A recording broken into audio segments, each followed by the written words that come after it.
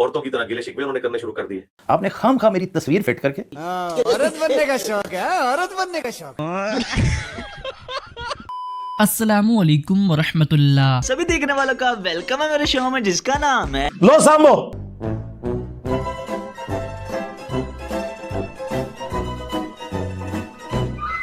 और अगर इनको भी अपनी जिल्लत का शौक है इस तरह झूठ बोलकर, जो बिल्कुल सब पर हया हो चुका है, तो देख ले 1 घंटे तक उन्होंने भी रोना पीटना किया, आफ्ताब इकबाल साहब ने भी, लेकिन मेरी बातों का कोई जवाब नहीं दिया। आपने देख लिया, कोई जवाब दिया उन्होंने? तो इमरान रियाज साहब ने भी कोई जवाब नहीं दिया। तो नस के जे परवेजी हो गए थे। उन्होंने और बातें करना शुरू कर दी जिनका मैं साथ ना पाऊं। लेकिन आपसे मैं पूछना जरूर चाहता हूँ, ये तू तराक क्या होता है? आपको किसी ने नहीं सिखाया कि तुम नहीं कहते, तू नहीं कहते, आप कहते हैं। रुक तेरे को बताते। तो जब किसी के पास दलाइल खत्म हो जाए ना, उलमा के पास जब दलाइल खत्म होते हैं तो कहते हैं इसकी दाढ़ी नहीं है, ये तो नंगे सर है। इस तरह इन लोगों के पास जब दलाइल खत्म होते हैं तो ये कहते हैं इसने ऊंची आवाज में बात की, इसने तू कह दिया। असल में आपका कसूर नहीं है, जो काम आप कर रहे हैं ना, वो कर करके आपकी ये जरूरत बन गया कि तू तराक, आप जनाब होता ही नहीं आपसे। ओ भाई तुम मुझे मुनाफिक कह रहे हो। बेशरम आदमी। उसके जवाब में मैंने तुम्हें तू ही कहा है, मैंने तुम्हें मुनाफिक काफिर नहीं कहा। तुमने तो बहुत बड़ी बात कर दी। लेकिन 1 सेकंड, मुझे महसूस हो गया था कि आप किस बैंड से बोल रहे हैं, किस फ्रीक्वेंसी से बोल रहे हैं, इमरान के साथ आपका मसला क्या है। हाउएवर मैंने आपको उसी अंदाज में जवाब दे दिया जिस अंदाज में आपने बात की थी। बल्कि मुझे बहुत ही बुरा लगा आपकी 1-2 बातें जिस अंदाज में आपने, ये नहीं कि आपका लहजा, नो, आप इससे ज्यादा दुरुस्त अंदाज में भी बात करते हैं। क्यों? मैं आपकी गुफ्तगू एक शागिर्द की हैसियत से सुनता रहा हूं और आइंदा भी सुनता रहूंगा। A few moments later. लेकिन आपसे मैं पूछना जरूर चाहता हूँ, ये तू तराक क्या होता है? आपको किसी ने नहीं सिखाया कि तुम नहीं कहते, तू नहीं कहते, आप कहते हैं। हिपोक्रेसी की भी सीमा होती है। बेशरम आदमी।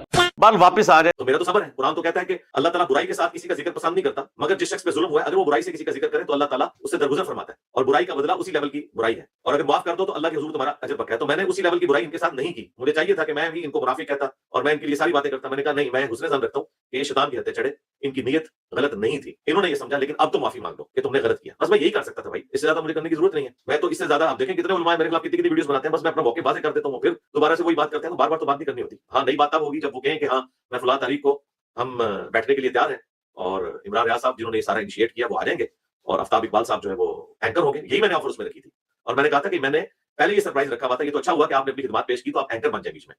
तो अब वो बीच में कूद रहे हैं कि जी मेरे से बात करो भाई। तेनू विच किसने चमचा बनाया, कड़छा? मैंने आपकी खिदमत में गुजारिश की थी कि अगर आप बिलमुशाफा बात करना चाहें, स्काइप पे आना चाहें, जूम पे बात करना चाहें तो मैं हाजिर हूँ। साथ कहेंगे तो किसी और को भी बुला लेंगे। ये मैंने शर्त आयद नहीं की थी कि जी साथ किसी का होना बहुत जरूरी। मैं तो भाई अपना जवाब दे सकता हूँ। मैं इमरान रियाज का या जुनैद सलीम का जिम्मेदार नहीं हूँ। पे झूठ बोलती जा रही है, शर्म नहीं आती? रहा आफ्ताब इकबाल साहब का कहना कि मैं ऑनलाइन आने के लिए तैयार हूं। आपको फौरन कहा कि भाईजान बताइए कल इतने बजे से इतने बजे तक आप अवेलेबल होंगे। मैं तो अपने कह सकता था ना, आपने फौरन शर्त आयद कर दी। नहीं इमरान रियाज नाल होएगा तो गल बनेगी, ਤੁਹਾਡੇ ਨਾਲ तो फायदा ही कोई नहीं ना। जो मेरे नाल फायदा नहीं थी तो मेरी तस्वीर का ठोकी हुई है। औरतों की तरह गिले शिकवे उन्होंने करने शुरू कर दिए। औरत बनने का शौक है, औरत बनने का शौक। अगर मुखातिब उसी को करना था बेचारे को, तो फिर मुझे बीच में क्यों रगेद रहे हैं? इधर जवाब मेरे कोल है। रुको जरा, सब्र करो। आजा बताते हैं तुझे। तो उनका तो मसला ही नहीं, वो तो बाद में बीच में कूदे हैं ना। उन्होंने अपने पहले व्लॉग के अंदर ये बात की थी कि मैंने इमरान रियाज साहब का व्लॉग देखा है और उन्होंने बड़े अच्छे तरीके से वाज़ेह किया। वो तो टोटली डिपेंड ही उसके ऊपर थे। बेशरम आदमी। वो तो सेकेंडरी सोर्स थे, प्राइमरी सोर्स जो है इमरान रियाज साहब थे। तो मैंने इनको कहा कि उनको बाहर निकालें और चूंकि उन्होंने इसको इनिशिएट किया है वो आके 1 to 1 बात करें। लेकिन वो बहुत समझदार है इमरान रियाज साहब। उन्हें पता है कि वो जैसे जादूगरों को पता चल गया था कि मूसा अलैहिस्सलाम ने जो कुछ किया ये जादू नहीं है, इसलिए फौरन सजदे में गिर पड़े थे। इस तरह इमरान रियाज साहब को पता है कि ये जो कुछ कह रहा है इसका जवाब मेरे पास नहीं है, तो या तो वो तौबा कर लेते और या फिर इससे भागने की कोई राह इख्तियार करते। लेकिन अफसोस फिर वक्त तो ये नजर आ रहा है कि वो बैठने के लिए तैयार नहीं हुए। लेकिन मेरी ऑफर कायम है, जब वो चाहें आ सकते हैं। जो उन्होंने इल्जाम लगाए हैं जिस वीडियो की बुनियाद पे, उसकी अपलोडिंग डेट बताएं और आप देख लें। मैंने तो फैक्ट्स एंड फिगर्स के साथ बता दिया सब कुछ। तो हम बस इनके लिए हिदायत की दुआ करेंगे। मैंने अपनी वीडियो में भी कहा था कि अब मैं मजीद इस पे कोई वीडियो बनाऊंगा नहीं। उसकी वजह है कि मैंने जो कुछ बताना था फैक्ट्स और फिगर्स के साथ वो मैंने सामने रख दिया। अगर किसी को एक्सेप्टेबल है तो ठीक है, अगर नहीं है तो उसकी मर्जी, हम यही कर सकते थे। तो बार बार तो बात नहीं करनी होती। हाँ, नई बात तब होगी जब वो कहें कि हाँ मैं फलां तारीख को हम बैठने के लिए तैयार हैं और इमरान रियाज साहब जिन्होंने ये सारा इनिशिएट किया वो आ जाएंगे और आफ्ताब इकबाल साहब जो है वो एंकर होंगे। यही मैंने ऑफर उसमें रखी थी और मैंने कहा था कि मैंने पहले ये सरप्राइज रखा हुआ था, ये तो अच्छा हुआ कि आपने अपनी खिदमत पेश की तो आप एंकर बन जाए बीच में। तो अब वो बीच में कूद रहे हैं कि जी मेरे से बात करो भाई, आपसे तो मसला ही नहीं है। आप तो खुद जिसके ऊपर लाए हैं हम तो उसके ऊपर बात करेंगे ना।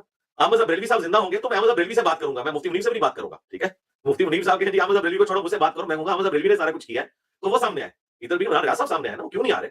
इसलिए कि वो डरते हैं कि अगर मैं बैठ गया मेरा सारा झूठ पकड़ा जाएगा और फिर मेरे लिए मुसीबत खड़ी हो जाएगी। और देखें वो कितनी डिटाई के साथ मेरे बारे में कह रहे हैं कि मैं इमरान खान साहब से मिलना चाहता था और मुलाकात नहीं हुई, इसलिए इंजीनियर साहब उनके खिलाफ हुए। उनसे मिलने के लिए ख्वाहिश का जो इजहार किया था वो किन अल्फाज में किया था? आप तो कहते हैं ना कि आप इमरान खान से मुतनफ्फर हुए 2014 में, जब वो एस्टेब्लिशमेंट के साथ मिल गए और उन्होंने जाकर धरना दे दिया। आप सिर्फ ये बता दें कि जब 2018 में वज़ीर-ए-आज़म पाकिस्तान बने तो 2020 के आसपास 21 के आसपास आप इमरान खान साहब से मिलने के लिए बहुत बेताब थे और आपने बड़ी कोशिश की इमरान खान साहब से मुलाकात करने के लिए और आपने कई लोगों से राब्ते भी करवाए। फिर आपने मेरे से राब्ता किया, मेरा जवाब मैं आपको बता दूंगा मैंने आपको क्या दिया था और आप इमरान खान साहब से क्यों मिलना चाहते थे और उसके लिए आप किस किस्म की लिस्टियां लगा रहे थे और आप क्या बात ऐसी कर रहे थे। देखिए मुझे एग्जैक्टली पता है कि आपको बुक्स क्या है इमरान खान पे, मुझे एग्जैक्टली पता है कि आपको इमरान खान पे गुस्सा क्या है। मैं जानता हूं, मैं आपकी इज्जत रखना चाह रहा हूं। आपको पंगे लेने का शौक है तो अगर आपको इतना ही शौक है पंगे लेने का तो भाईजान जिन्होंने आपको लॉन्च किया ना, जो आपको इस वक्त डील कर रहे हैं, जो आपको इस वक्त चाबी भर रहे हैं, वो मेरा कुछ नहीं बिगाड़ सके। और दस होए तो इधर आओ भाई, ਤੁਹਾਨੂੰ ਅਸਲ ਮਸਲਾ ਦੱਸਣੇ ਕੀ ਹੈ। ਇਹ ਵੇ ਕਹਾਣੀ। पहली बात इमरान भाई मैं आपको बता दूं कि इंजीनियर मोहम्मद रमजा साहब ने इसका जवाब आज से कुछ साल पहले ही दिया हुआ है। इंजीनियर साहब ने ये बात कही कि जब 2014 के अंदर खान साहब कंटेनर के ऊपर चढ़े तब मुझे पता चल गया कि ये स्टैचमेंट कहते चढ़ गए हैं। 2018 के अंदर मैंने खान साहब को वोट नहीं दिया। उस दिन है यानी कि इलेक्शन वाले दिन है मेरी वाइफ ने जब खान साहब को वोट दिया था और खान साहब उस दिन जीत गए थे। जब खान साहब जीते हैं तब मेरी वाइफ ने कहा कि हाँ जी क्या ख्याल है आपका, तो इंजीनियर साहब ने कहा कि बिल्कुल अब जो खान साहब मेरे प्राइम मिनिस्टर हैं और मैं उनको अपना प्राइम मिनिस्टर मानूंगा। ठीक है, और आपने देखा कि दर्जनों दफा जब मौलियों ने इमरान खान साहब के ऊपर जो अटैक किया, उनके ऊपर गुस्ताखी के फतवे लगाए और बहुत सारी चीजों को आप सामने गलत तरीके से पेश किया, तब इंजीनियर मोहम्मद रमजा साहब ने हक सच का साथ दिया। ठीक है, ये क्लिप पहले आप इंजीनियर साहब का वो देख लें कुछ साल पुराना, जिसमें इंजीनियर साहब ये बात कर रहे हैं। अरे भाई मेरा सिर्फ एक इशू है, मैं वो दूसरा मैंने बार बार बताया, हमारे किसी स्टूडेंट को हमसे इख्तिलाफ कराया वो जी खोल के करे, लेकिन जज्बात से नहीं मेरे, जज्बात मेरे भी बहुत है। ठीक है, मैं आपको अपने दिल की बात बताऊं ना, मेरी कभी ख्वाहिश नहीं थी। 2013 में मैंने इमरान खान साहब को वोट डाला, लेकिन जब 2014 में इन्होंने धरने दिए ना, मुझे उसी वक्त पता चल गया कि नहीं ये फिर आलाकार बन गए हैं उन लोगों का कि जो लोग घूमते गिराते हैं और देख लें उनके साथ फिर वही मुकाफाते बन हुआ है। आज वही लोग इनकी हुकूमत बिगाड़ने की कोशिश कर रहे हैं। बात की साजिश नहीं, अंदर से सब कुछ हो।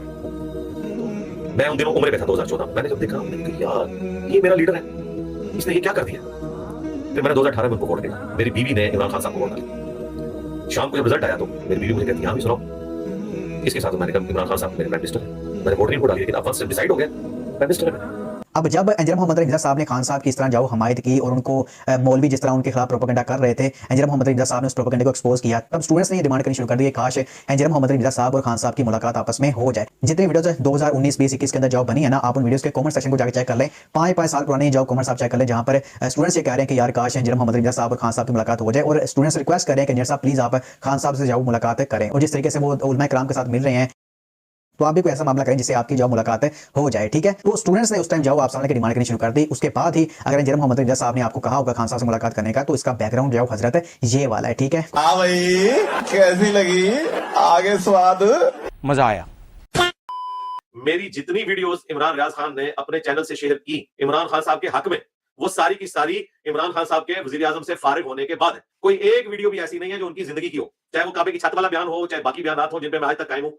और मैंने साबित किया कि जिससे ये शिकायत कर रहे हैं जिस पॉडकास्ट की, उसमें भी काबे की छत वाला बयान मौजूद है। तो अगर मैं उनसे नाराज हुआ था तो उनके निकाले जाने के बाद, रिजीम चेंज के बाद, तो मुझे उनके खिलाफ बोलना चाहिए था ना। मैं तो आज तक इद्दत केस बाद में आया, क्या वजीर आजम थे तो उस वक्त इद्दत केस आया था उनके निकाले जाने के बाद। तो झूठ खुद ब खुद पकड़ा जाता है, इसलिए मैंने अपनी वीडियो रिकॉर्ड करवा दिया। हमारे स्टूडेंट्स को पता है और देखें, अल्लाह का शुक्र है, एक एक करके जितने अपराइट लोग हैं वो अल्हम्दुलिल्लाह एक एक करके व्लॉग्स बना रहे हैं पूरे दलाइल के साथ, और वो बता रहे हैं कि ये इस तरीके से है। एंड पे मैं एक तोहफा इनके लिए जाते जाते दे दूं। लाल भाई खुश हैं, मुझे क्लिप मिल गया है। आपने, मुझे लगता है कि इनके जरिए जानबूझ के सवाल करवाया होगा। मैं भी जो है ना आफ्ताब इकबाल और इमरान रियाज की तरह आप पे इल्जाम लगाता हूँ कि आप लोगों को उकसाया कि वो बोले ताकि इंजीनियर साहब जवाब दें और मेरा क्लिप बन जाए। लाल भाई ऐसा ही है? नहीं ऐसा नहीं है। ऐसा नहीं है तो मैं एलानिया रुजू करता हूँ। लाल भाई मैंने आप पे इल्जाम लगाया, अल्लाह ताला मुझे माफ करे, मेरी बदगुमानी पे मुझे माफ करे, आमीन। आप भी मुझे माफ कर दें बिलाल भाई, सही है आप भी दुआओं से कर लेते हैं।